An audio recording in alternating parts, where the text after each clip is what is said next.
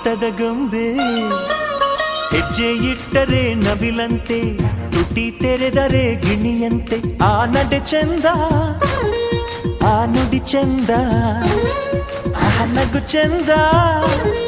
ಆ ಗುಣ ಚಂದ ಯಾರೇ